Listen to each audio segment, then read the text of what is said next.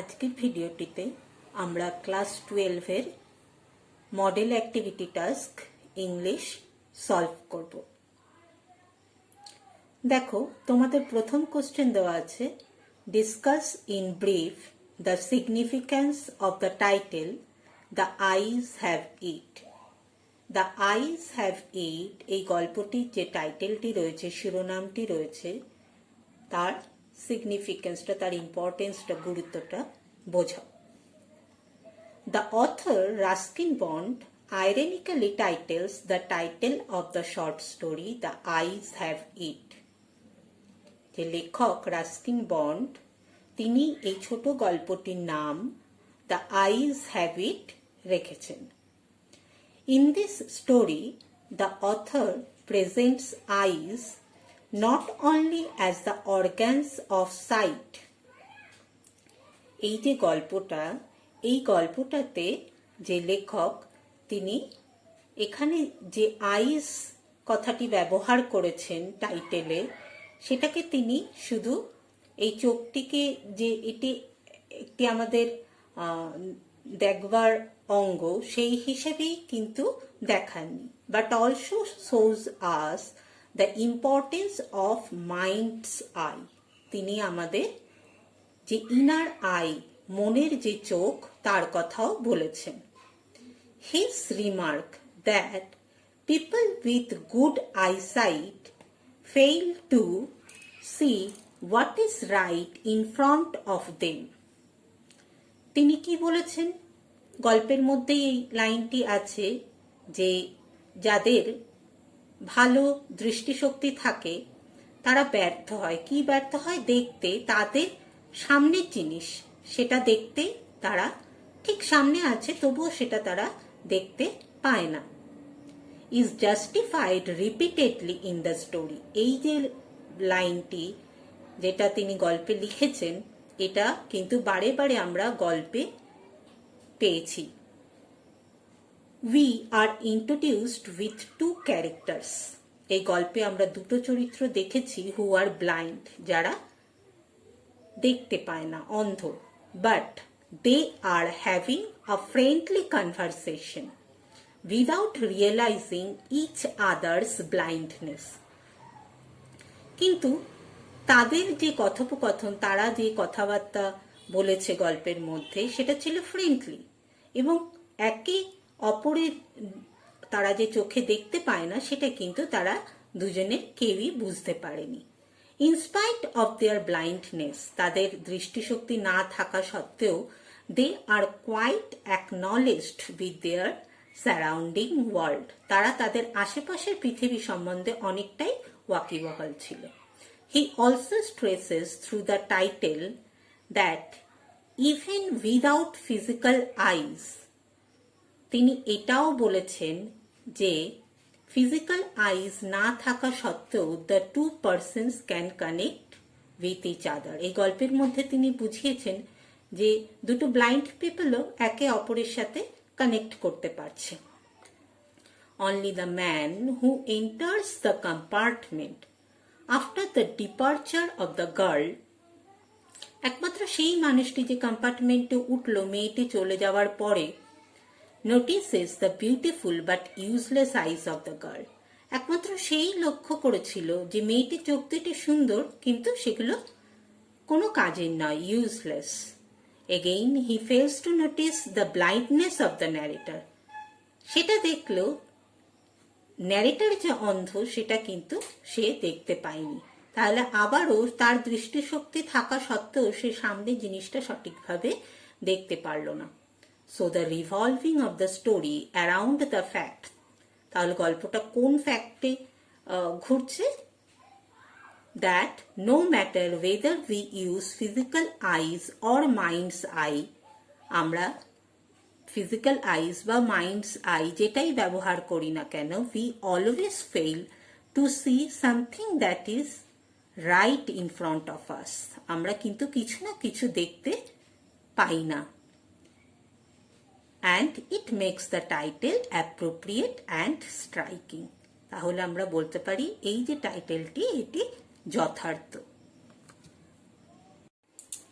Next question, number 2. The poem on killing a tree describes man's cruelty and violence to nature. Discuss.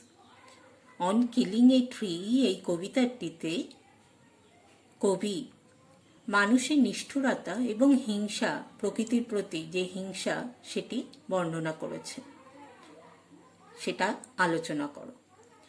Dev Patel's poem on killing a tree presents a vivid description of man's cruelty and violence to nature. Dev Patel's এই যে কবিতা on killing a tree, এই কবিতাটির মধ্যে দিয়ে আমরা একটা পরিষ্কার ছবি যেন দেখতে পাই মানুষের নিষ্ঠুরতা এবং প্রকৃতির প্রতি যে হিংসা এর বর্ণনা পাই। In the poem, the tree stands for nature. এই কবিতায় প্রকৃতি হিসেবে কাকে বোঝানো হয়েছে? গাছকে বোঝানো হয়েছে। That provides nourishment for man, যেটা মানব জাতিকে পুষ্টি দেয়, বেঁচে থাকার রসদ যোগায়।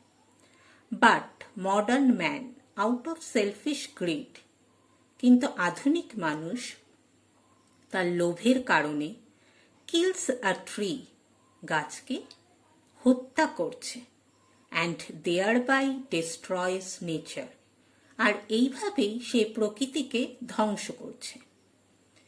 The poet describes the whole process of killing a tree. এই কবিতায় কবি এই গাছকে হত্যা করার পুরো পদ্ধতিটাই বর্ণনা করেছেন।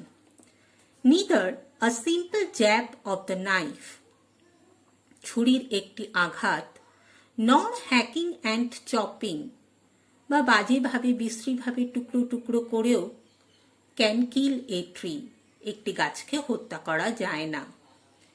It is firmly fixed with its roots, কারণ এটা শিকড়ের সাথে একদম ফিক্সড হয়ে রয়েছে, দৃঢ়ভাবে আবদ্ধ হয়ে রয়েছে, অ্যাঙ্কর্ড ইন দ্য আর্থ, একদম মাটির সাথে যেন জড়িয়ে রয়েছে। So it has to B roped, তাই তখন এটাকে কি করতে হবে? দড়ি দিয়ে পেঁচাতে হবে। Tied and pulled out of the earth cave, তারপরে মাটির যে গুহা যেখানে গাছের শিকড়টা থাকে সেখান থেকে তাকে টেনে বার করতে হবে। টু কিল ইট কমপ্লিটলি, যাতে এটাকে পুরোপুরিভাবে হত্যা করা যায়। Then it has to be exposed to sunlight, তারপরে এটাকে সূর্যের আলোতে রেখে দিতে হবে। অ্যান্ড এয়ার ফর স্কর্চিং, যাতে এটা পুরো পুড়ে যায় সূর্যের আলোতে। চোকিং, ব্রাউনিং, আস্তে আস্তে এটা বাদামি রঙের হয়ে যাবে। হার্ডেনিং, শক্ত হয়ে যাবে। টুইস্টিং, বেঁকে যাবে। অ্যান্ড ফাইনালি ওয়াইদারিং, আস্তে আস্তে এটা পুরো এর কোনো রঙই থাকবে না, বিবর্ণ হয়ে যাবে। The poet builds up the irony by presenting the act of cutting down a matured tree.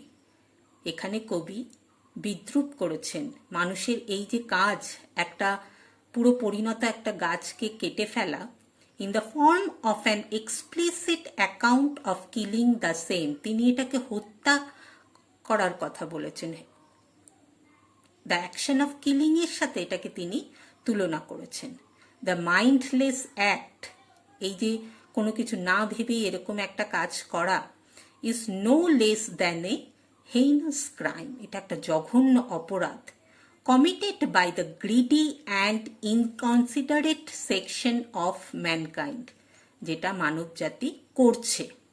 The meticulous act of killing a tree, এই যে এত পরিশ্রম করে গাছটিকে হত্যা করা হচ্ছে, points out the destructive nature of human being, এটা মানুষের এই যে ধ্বংসাত্মক যে প্রকৃতি সেটার দিকে লক্ষ্য করিয়ে দিচ্ছে, দেখাচ্ছে।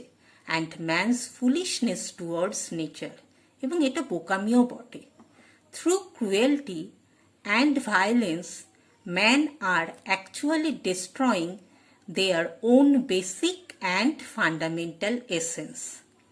মানুষের এই নিষ্ঠুরতার কারণে মানুষেরই কিন্তু ক্ষতি হচ্ছে। মানুষ তাদের নিজস্ব যে মৌলিক একটা অস্তিত্ব সেটাকেই আস্তে আস্তে ধ্বংস করে ফেলছে।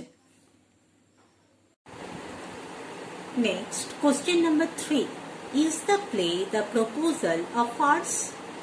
তোমাদের যে নাটকটি রয়েছে দ্য প্রপোজাল, সেই নাটকটি কি একটি কৌতুক? Justify your answer with close reference to the text. তোমাদের টেক্সটের বর্ণনা দিয়ে এই উত্তরটি লেখো। The proposal is undoubtedly a farce. Proposal এই নাটকটি নিঃসন্দেহে একটি কৌতুক। A comedy provokes a thoughtful laughter. একটা কমেডিতে আমরা কি যে কারণে হাসি তার মধ্যে কিছু চিন্তা থাকে, কিছু ভাবনা থাকে। But in a farce the laughter arises from the absurdity of a situation. তাহলে ফার্স আর কমেডির মধ্যে তফাৎটা কি? ফার্স, একটি ফার্স দেখে বা পড়ে শুনে আমরা যখন হাসি, সেটা অ্যাবসার্ডিটি অফ এ সিচুয়েশন, সেই পরিস্থিতিটা ঠিক যথার্থ থাকে না। which is both exaggerated, যেখানে খুব বাড়িয়ে বাড়িয়ে বলা থাকে, and improbable, এবং যেন মনে হয় এগুলো সম্ভব নয়, এগুলো হতেই পারে না। In the proposal, Lomov comes with a marriage proposal. The proposal এই নাটকে লোমভ একটি প্রধান চরিত্র, সে বিয়ের প্রস্তাব নিয়ে আসে। But Natalia and Chubukov argue with him. কিন্তু নাটালিয়া এবং চুবুকভ তার সাথে তর্ক করতে থাকে। ইনসাল্ট হিম, তাকে অপমান করে, and almost drive him out of their house, এবং তাকে বাড়ি থেকে তাড়িয়েও দেয়। বাট ইমিডিয়েটলি আফটার দ্যাট, কিন্তু ঠিক তারপরেই নাটালিয়া ইজ কিন টু ম্যারি হিম, নাটালিয়া তাকে বিয়ে করতে আগ্রহী হয়। And Lomov comes back, Lomov আবার ফিরে আসে। But after some time they again start arguing. কিন্তু আবার কিছু সময় পরে তারা আবার তর্ক করতে শুরু করে। Over there hunting dogs. কি নিয়ে তর্ক করে? তাদের কুকুর নিয়ে, শিকারী কুকুর নিয়ে। লোমভ faints, এখানে লোমভ অজ্ঞান হয়ে যায়। And Natalia turns hysteric. নাটালিয়াও মূর্ছা যাওয়ার সময়। Chubukov also talks of dying. Chubukov, নাটালিয়ার বাবা, সেও মারা যাওয়ার কথা বলে। When Natalia blames him for missing the opportunity of getting married. কেন বলে? কারণ নাটালিয়া তাকেই দোষ দেয় যে তোমার জন্যই এই যে লোমভকে বিয়ে করার যে সুযোগ আমি হারালাম। The extreme emotions shown by the characters, যে আবেগগুলো দেখানো হয়েছে, যে অনুভূতিগুলো দেখানো হয়েছে এই চরিত্রগুলো দ্বারা, সেগুলো যেন এক্সট্রিম, চূড়ান্ত পর্যায়ে। Make the play a delightful farce, এবং তার থেকেই সেগুলোই আমাদের হাসি মজা সৃষ্টি করেছে। That could have ended very darkly, এটা কিন্তু খুব বাজেভাবে শেষ হতে পারত। If the playwright had not maintained its energetic flimsy, কিন্তু লেখক কিন্তু যথারীতি ঠিক টাইমে সেটাকে ভালোভাবে শেষ করেছেন। Next, question number 4, I shall try to be brief. আমাকে সংক্ষেপে কথাটা শেষ করতে হবে, চেষ্টা করব। Who is the speaker? কে এই কথাগুলি বলেছিল? Is the speaker successful in his or her purpose? যেই কথাগুলি বলেছিল সে কি সফল হয়েছিল তার কাজে? Bring out the irony of the situation. এই যে অবস্থাটা সৃষ্টি হয়েছিল সেই জায়গায় নাট্যকার কি ব্যঙ্গ করেছেন? In Chekhov's The Proposal, Lomov is the speaker here. এই লাইনগুলো কে বলেছিল? দ্য প্রপোজাল নাটকে লোমভ কথাগুলি বলেছিল। Lomov has come home with a proposal to marry Chubukov's daughter Natalia. Lomov এসেছিল বিবাহ প্রস্তাব নিয়ে, চুবুকভের কন্যা নাটালিয়াকে সে বিয়ে করবে। He tries to propose Natalia. সে নাটালিয়াকে বিবাহ প্রস্তাব দেওয়ার চেষ্টা করল। He is too much worried, কিন্তু সে খুব চিন্তিত ছিল। So he wants to finish briefly, তাই সে সংক্ষেপে কথাটাকে সেরে ফেলতে চাইল।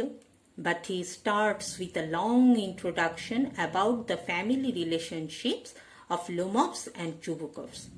সে তো প্রস্তাবটা দিতে তো পারলই না, বরঞ্চ আরো সে কি শুরু করলো, লোমভস এবং চুবুকভস এই দুটো পরিবারের মধ্যে যে সম্পর্ক সেইটা নিয়ে সে একটা লম্বা বর্ণনা দিতে শুরু করলো।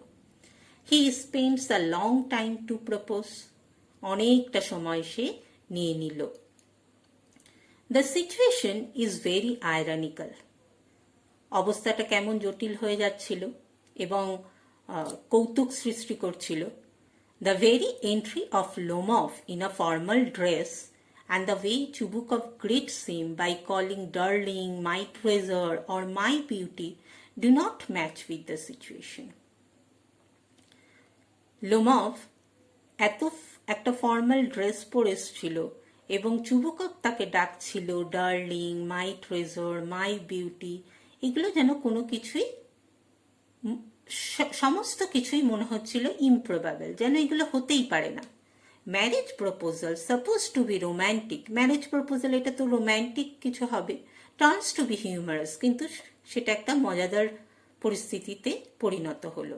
As the way Natalia and Lomov indulge in arguments, কারণ নাটালিয়া আর লোমভ তারা তর্ক করতে শুরু করলো ওভার পেটি ইস্যুস, খুব তুচ্ছ ব্যাপার নিয়ে, like ownership of auxin meadows, কি কি ব্যাপার, অক্সিন মিডোজের মালিককে, and superiority of dogs, এবং কার কুকুর বেশি ভালো। As a result, Lomov forgets to propose to Natalia. তার ফলে কি হলো, লোমভ ভুলেই গেল নাটালিয়াকে প্রপোজ করতে। ওকে, এটা তোমাদের মডেল অ্যাক্টিভিটি টাস্ক সলভ করা হয়ে গেল। নেক্সট মডেল অ্যাক্টিভিটি টাস্ক যে দ্বিতীয় পার্টটা রয়েছে, সেকেন্ড পার্টটা রয়েছে, তোমরা নেক্সট ভিডিওতে পেয়ে যাবে। Thanks for watching.